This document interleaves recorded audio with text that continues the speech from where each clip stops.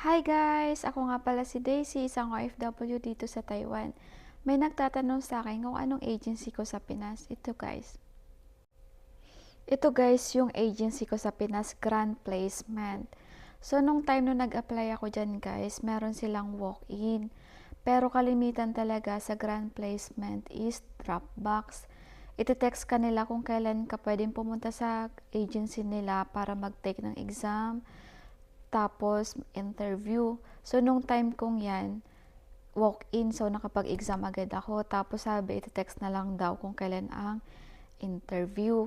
So ang mga staff dyan guys, sobrang mabait, lalo na si Ma'am LV. Siya yung nag-guide sa amin from the start hanggang sa makaalis kami sa Pinas.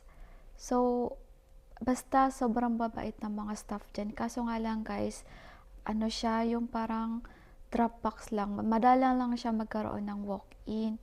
Pero mabilis magpaalis ng tao ang Grand Placement.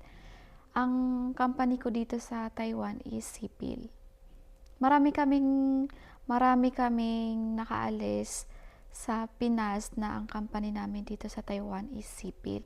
Yan lang yung agency namin Grand Placement.